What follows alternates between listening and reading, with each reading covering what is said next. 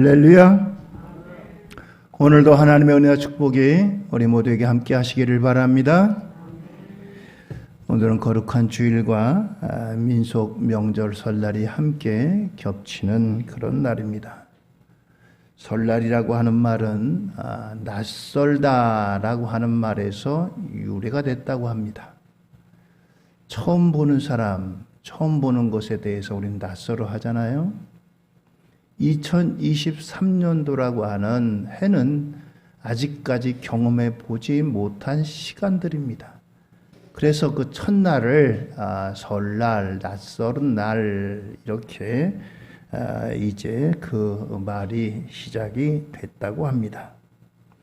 아직 익숙하지 않은 날, 익숙하지 않은 시간들이라고 하는 뜻입니다. 설과 관련해서 우리 조상들이 어떻게 지냈는가, 삼국시대 가운데 고구려, 저 북쪽이잖아요. 고구려에서는 음력 정초가 되면 강가에 모여서 놀았대요. 이날에는 남자들은 돌팔매질 같은 걸 했답니다. 이 돌 같은 걸 서로 나눠가지고 서로 던지기 놀이를 했대요. 그리고 그쪽은 또 눈이 많이 오는 지방이다 보니까 눈을 이제 뭉치기보다는 갖다가 끼얹기 놀이 같은 것을 했다고 합니다. 아마 추운 지방이고 또 그리고 그쪽 기질이 아마 그렇게 이제 이런 놀이를 만들어내지 않았는가 생각이 됩니다. 이 설을 여러 용어로 부릅니다. 세수, 연수, 원단, 원일 이런 여러 말로 부르는데 모두가 다 한 해의 첫날이라고 하는 그런 의미가 있습니다. 오랫동안 우리 민족이 이 설날을 지켜왔는데 구한말에 양력이 들어오면서 신정과 구별되게 구정, 옛날 정월 초하루다 해가지고 이렇게 부르기도 했습니다. 일제시대 때는 학생들의 도시락을 조사해서 제사 음식을 싸운 사람들에게, 학생들에게 벌을 주는 일도 있었대요. 그런데 이게 이제 해방이 되고 독립이 되어서도 한동안은 이중가세다 해가지고 신정 위주로다가 정책을 폈습니다. 구정을 공휴일로도 안 치고 뭐 민간 기업에서는 쉬일지만 그렇지 않게 이제 억제를 했습니다. 그러나 이게 억제한다고 억제될 날이 아니잖아요. 1985년에는 민속의 날이라고 하는 이름으로 이 구정을 이렇게 부활했지만 민속의 날이라는 게 뭐예요? 결국 이름만 바꾼 거죠. 결국 이제 나중에는 완전하게 설날로 다 이렇게 회복이 됐습니다. 세계적으로 이 음력설을 세는 나라가 우리나라 그리고 또 중국, 베트남 이 정도라고 합니다.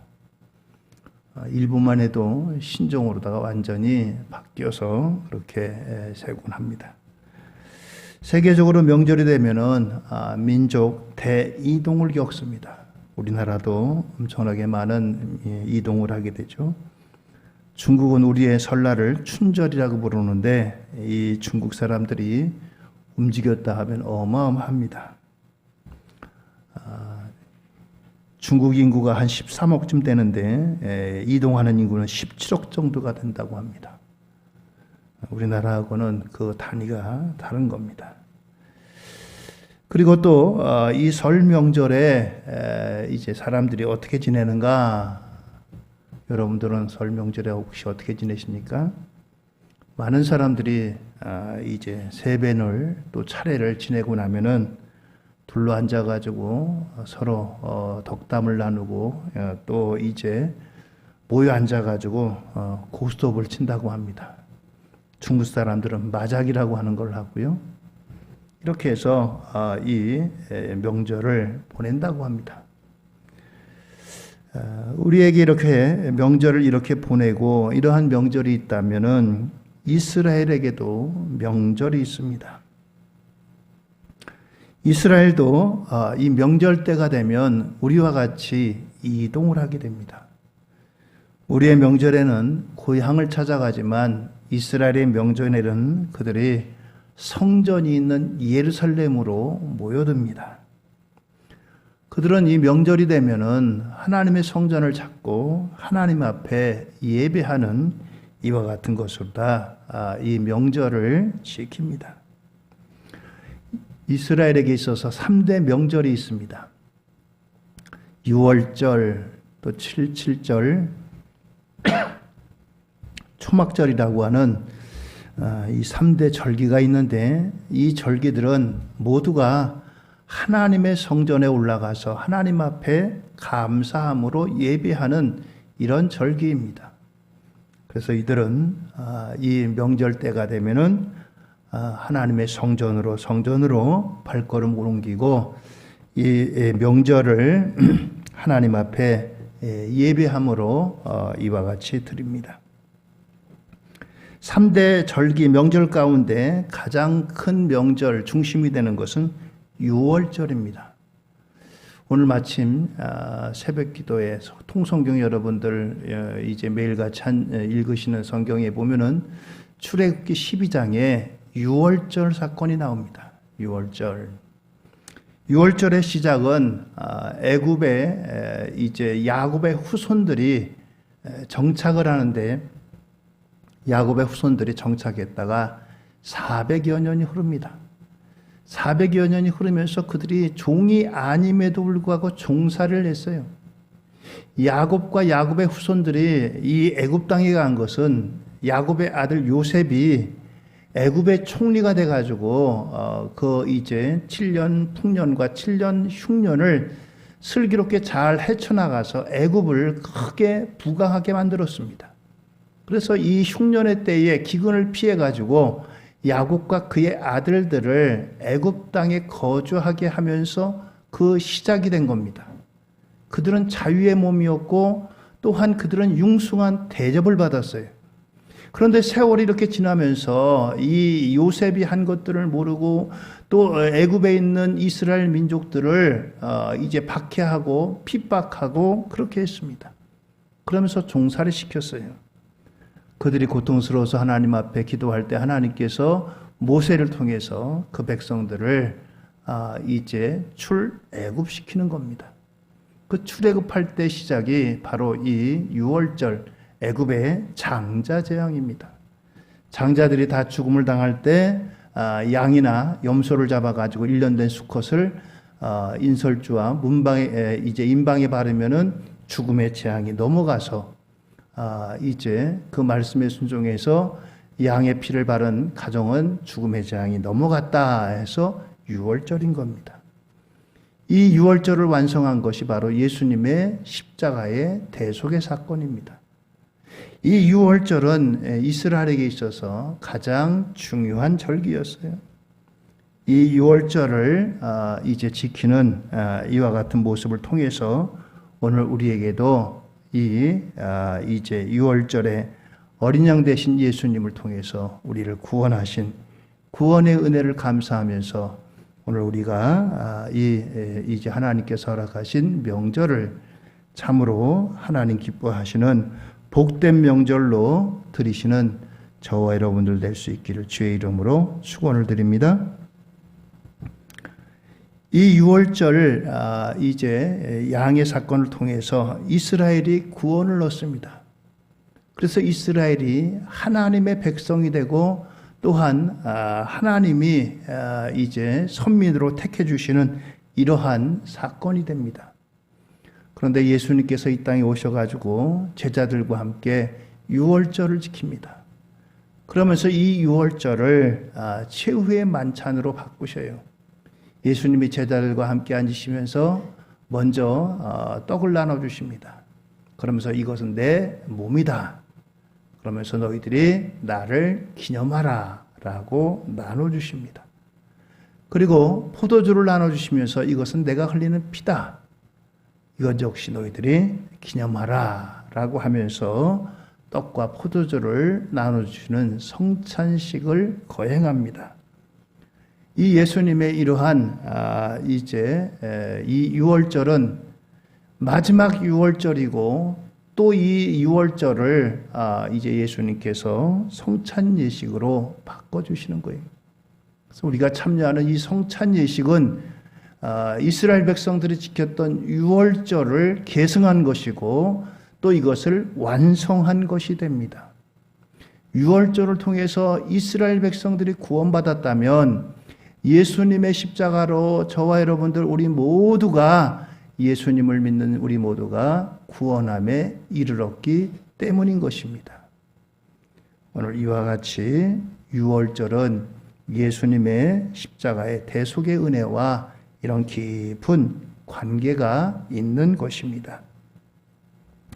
자, 이렇게 이 유월절을 이제 통해서 그들이 애굽에서 나오게 됩니다. 그러면서 그들에게 이 유월절을 이제 기념하고 기억하기 위해서 일주일 동안에 걸쳐서 누룩을 넣지 않는 무교병을 먹으면서 그들이 유월절을 지킵니다. 무교라고 하는 것은 발효되지 않은 빵을 말합니다. 웬만한 것들은 다 발효시키잖아요. 발효를 통해서 작은 이제 반죽을 했는데 이게 그 안에 발효 효소가 들어가가지고 크게 불러가지고 빵이 크게 되잖아요. 근데 이 유월절에는 발효되지 않은 누룩이 없는 이와 같은 떡을 먹습니다. 그래서 그것을 무교병이라고 해요. 이것을 언제까지? 일주일 동안에 걸쳐서 먹습니다. 쓴 나물하고 무교병을 가지고 맛이 있겠어요? 맛이 없잖아요. 맛이 없고 그런 것을 먹으면서 우리 조상들이 애굽에서 종살이했던 것을 잊지 말자라고 하는 겁니다. 마치 우리나라가 저 일제 36년 치하에서 힘들고 어려웠던 것들을 기억하는 것과 같이 그들은 수천 년이 지났지만 이 애굽에서 종살이하던 그들의 조상들의 이 고통을 기억하고 이제 나라를 지키고 또 이제 하나님의 은혜를 기억하자라고 하는 이런 의미에서 유월절을 지키는 겁니다.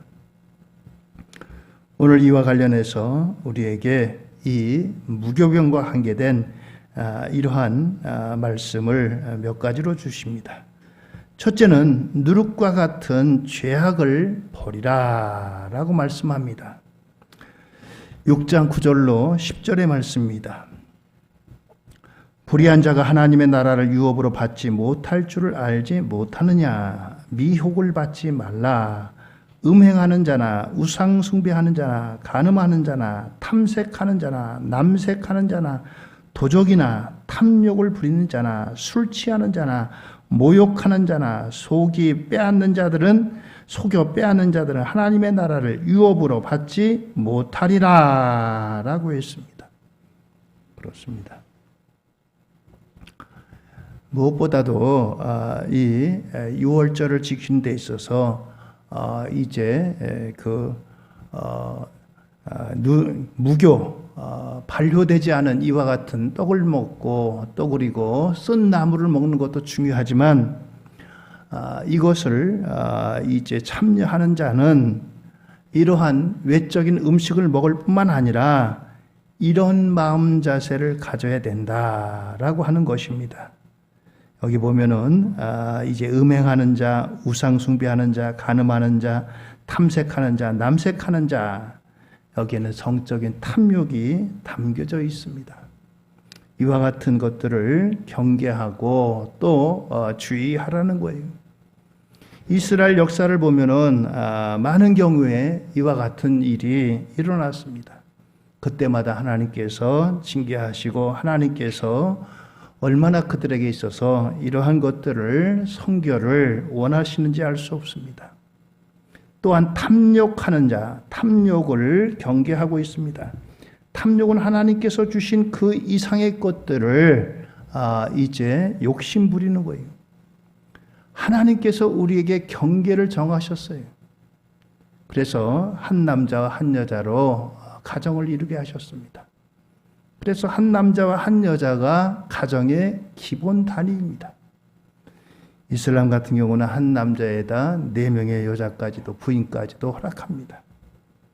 원리와 같이 탐욕, 하나님의 경계 이상을 뛰어넘는 이러한 탐욕을 경계하십니다. 그리고 또한 우상 숭배입니다. 이 탐욕이 하나님께서 주신 경계를 넘는 것이라면은 우상 숭배는 하나님 외에 다른 것들을 섬기는 것이 바로 우상 숭배입니다. 이 우상 숭배 가운데는 보이는 것이 있고 보이지 않는 것들이 있습니다. 마음으로 다 하나님보다 더 사랑하는 것도 우상 숭배입니다. 나를 사랑하는 것도 우상 숭배입니다. 하나님은 오직 나만을 사랑하라고 말씀합니다. 그리고 술 취함이 있습니다. 술을 먹고 만취하고 주정을 부리는 것들도 역시 하나님께서 금하는 것입니다. 토색하는 것입니다. 착취하고 강탈하는 행위를 말합니다. 이 모든 것들이 하나님께서 금하시고 이런 자들은 이제 이스라엘 공동체에서 내보내라 라고 하는 겁니다. 그렇습니다. 출애굽기 12장 15절 이하입니다. 너희는 이래 동안 무교병을 먹을지니 그 첫날에 누룩을 너희 집에서 제하라. 무릇 첫날부터 7째 날까지 유교병을 먹는 자는 이스라엘에서 끊어지리라 라고 했습니다. 이래 동안을 무교병을 먹는 거예요. 유교병은 맛도 있고 그 모양도 크게 나오고 그렇지만 무교병은 여기에 비해서 맛도 없고 양도 적고 그렇습니다. 그런데 이 무교병을 먹으면서 그 집안에서 누룩을 제하라. 아예 누룩 자체를 없게 하라라고 하는 것입니다. 누룩 자체를 없애라는 거예요. 이것은 무슨 의미입니까? 누룩이라고 하는 것은 크게 부풀려 나가는 것을 말합니다. 이 누룩이라고 하는 것은 죄의 성질이 갖고 있어요. 죄라고 하는 것이 한번 들어가면 그것으로 끝나는 것이 아니라 자꾸 부풀어 오릅니다. 그래서 가정이 또한 그 주변이 그 사회가 그 민족이 더 나아가서 온 세상 모두에게 영향을 끼치는 것이 바로 죄라고 하는 거예요. 죄의 시작이 어디서 왔습니까? 에덴 동산의 아담과 하와의 불순종에서 왔어요. 그들의 욕심에서 왔어요. 하나님께서 에덴 동산에 있는 모든 건 먹지만 너 여기 있는 이 선악을 알게 하는 나무의 열매는 먹지 마라. 이거 먹는 날엔 죽는다. 다른 건 먹고 얼마든지 너희가 살 수 있다라고 했는데 아담과 하와가 욕심을 냈어요. 거기서부터 죄가 출발을 합니다. 그것이 아담과 하와에게만 끝나는 것이 아니라 계속 전승돼 가지고 후손들에게 이 죄라고 하는 것이 전승되는 겁니다. 코로나19가 여러 말이 있지만 시작은 중국의 어디 시장에서 됐다 그러잖아요. 시작할 때 한두 사람에게서 시작했겠죠. 근데 이게 전 세계적으로 퍼져나갔잖아요, 지금. 우리나라만 해도 3천만 명이 넘는 사람이 코로나 한 번 이상은 다 걸렸대. 전 세계적으로도 말할 것도 없고요. 이와 같이 이 누룩이라고 하는 것은 아주 작은 거지만 작은 게 들어가게 되면 크게 그것을 부풀려 가지고 이제 영향을 미친다는 것입니다.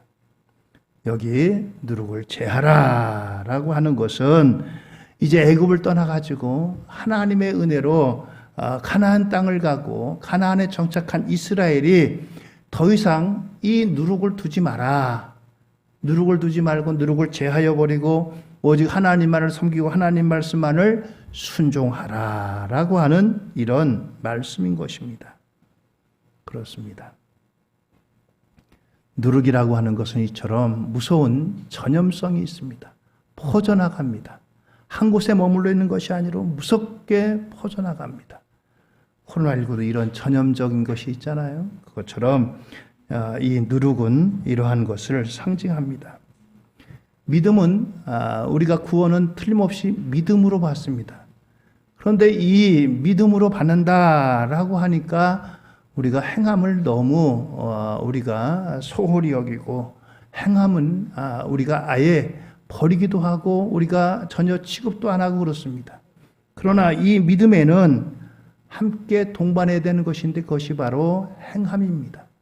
그래서 야고보 기자는 행함이 없는 믿음은 죽은 믿음이다 라고 말씀하잖아요. 그렇습니다. 예수 그리스도를 믿고 내가 믿는다고 한다면 믿음에 따르는 이제 행함이 함께 수반되어야 하는 것입니다. 그래서 우리가 이와 같이 죄에서 떠난 거룩한 삶이 오늘 우리에게 요구되어지는 것입니다. 오늘 이스라엘 백성들이 이와 같이 유월절을 지키는데 하나님께서 철저하게 누룩을 제거하라. 일주일 동안 너희들이 무교병을 먹을 텐데 너희들 집에서 아예 이 무교병에다가 누룩을 넣을 수 있는 가능성이 있는 이 누룩을 제거하라 라고 말씀하시는 거예요. 그렇습니다. 죄는 우리에게 있어서 이렇게 단호하게 처리하고 우리가 처분을 해야 됩니다. 우리에게 한 벌을 양보하면 두 벌을 들어오고 우리의 모든 것까지도 다 털어가는 존재가 바로 죄라고 하는 것입니다. 누룩을 제거하고 거룩한 삶을 사는 것이 오늘 저와 여러분들 하나님 백성에게 요구하시는 이 명절을 맞이하는 우리들에게 하나님의 소원이요 뜻인 줄로 믿습니다. 두 번째는 오늘 이 명절을 맞이한 우리들에게 하나님께서 원하시는 것은 일생을 순전하고 진실하게 살라라고 말씀하십니다. 오늘 8절의 말씀입니다. 같이 한번 읽습니다. 이러므로 우리가 명절을 지키되 묵은 누룩으로도 말고 악하고 악에 찬 누룩으로도 말고 누룩이 없이 오직 순전함과 진실함의 떡으로 하자. 아멘. 구원받은 성도에게 있어서 소극적으로 죄를 멀리할 뿐만 아니라 적극적으로 순전하고 진실하게 살라라고 하는 것입니다. 그런 면에서 이것을 한마디로 말한다면 성결하게 살라라고 하는 것이 우리 성결교회는 참 이름부터가 좋습니다. 장로교, 감리교 우리나라의 최대 교단이잖아요. 근데 이 장로교나 감리교는 교회 정치를 말하는 거예요. 장로교는 장로에 의해서 움직이는 교회예요. 그래서 거기는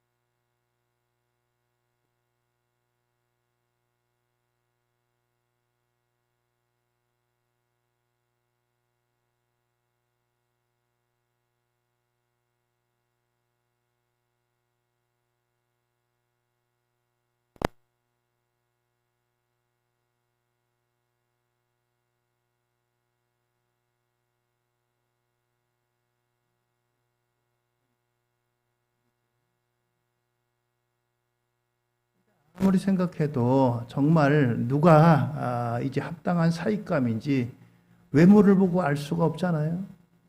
그래서 사람들에게 방을 냈습니다. 누구든지 내 딸이 이제 아내로 맡고 나의 사위가 될 사람은 여기서 내가 나눠주는 꽃씨를 나누다가 꽃을 예쁘게 피우는 사람에게 내 딸을 주겠다. 방을 냈습니다.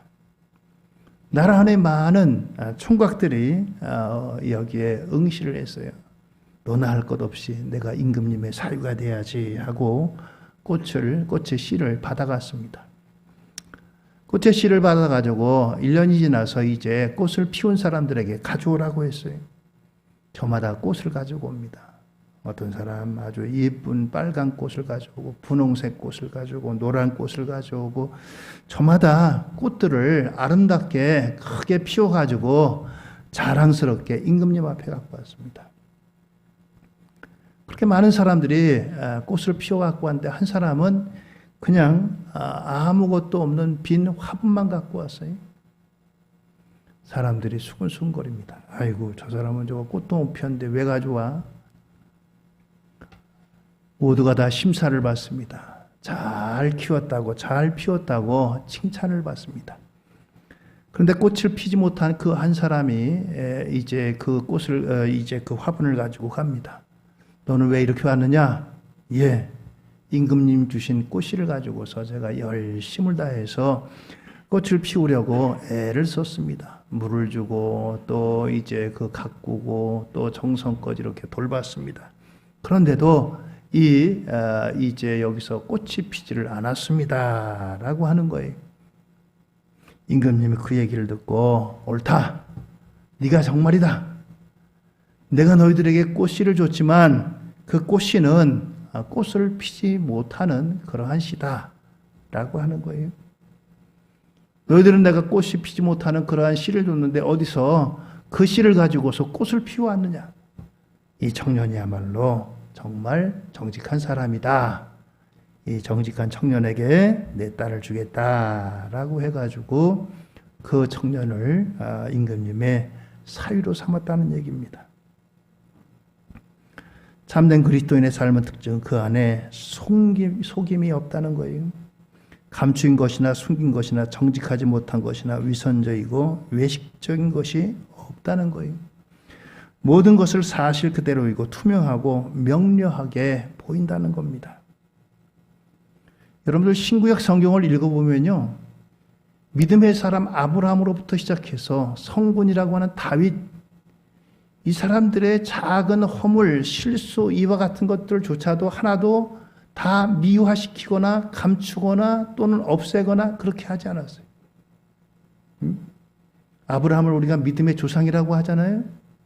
그런데 성경에 보면 그런 아브라함이 두 번에 걸쳐서 자기 아내를 누이 동생이라고 그렇게 속인 일이 있어요. 이게 얼마나 부끄러운 얘기. 예? 또 성군이라고 하는 다윗이 그 자기에게도 얼마나 많은 후궁이 있고 얼마나 많은 여인들이 있는데도 불구하고 그럼에도 불구하고 우리아의 아내가 탐나가지고 우리아의 아내를 범하고 그런 일이 있는 것을 성경은 가감없이 기록해요. 그런가 하면은 야곱의 아들 가운데 유다 있잖아요. 유다가 예수님이 유다 지파에서 왔어요. 야곱이 12아들을 축복할 때 유다를 가장 많이 축복했어요.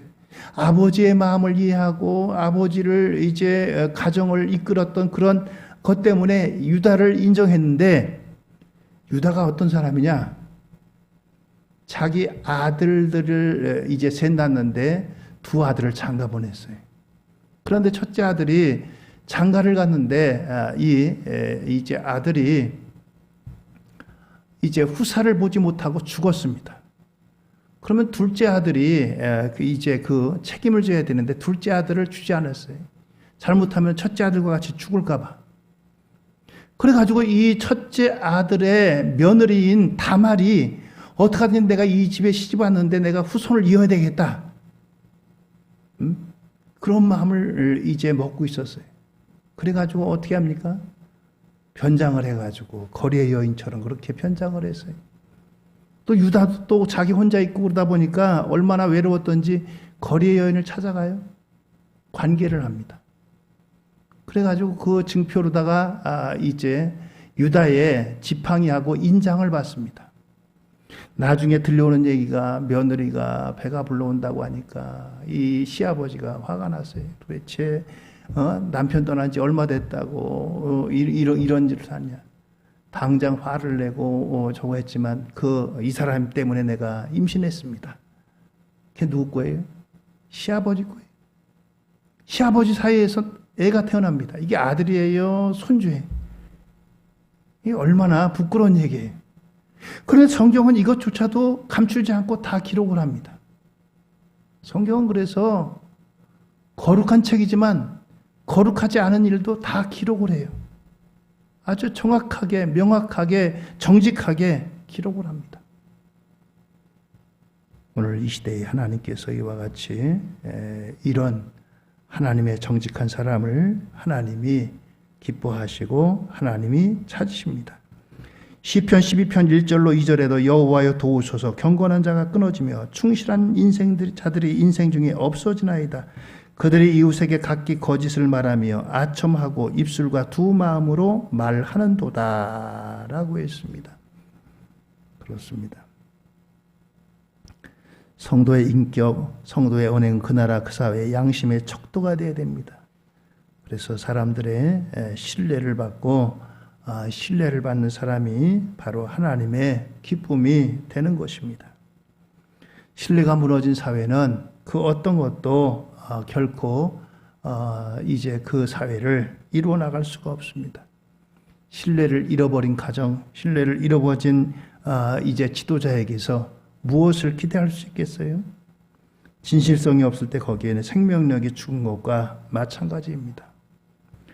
오늘 이스라엘 백성들이 그들에게 있어서 최대 명절을 맞이하는 유월절을 지키는 이와 같은 규례를 말씀하십니다. 외적으로 그들이 이제 취해야 될 음식들로 무교병, 쓴 나물, 그리고 어린 양 잡은 그 이제 양을 바깥으로 내보내지 말고 꺾지 말고 그 음식을 가족들이 나눠 먹어라 라고 하는 것입니다. 그러면서 이러한 음식들뿐만 아니라 더 중요한 것은 오늘 너희들이 이와 같은 이제 진실함, 거룩함, 이와 같은 것들이 있어야 된다라고 하는 것입니다. 오늘 민속명절을 맞이하면서 오늘 우리에게 영적인 민속명절, 오늘 우리가 이게 생각하면서 하나님 앞에 우리의 민속명절을 은혜 안에서 잘 보내시고 가족들이 화합하고 자녀 후손들에게 믿음의 귀한 유산을 남겨주는 이런 민속명절로 보내시는 우리 연송인의 가족들 모두가 되기를 예수님의 이름으로 축원드립니다. 할렐루야. 기도하시겠습니다.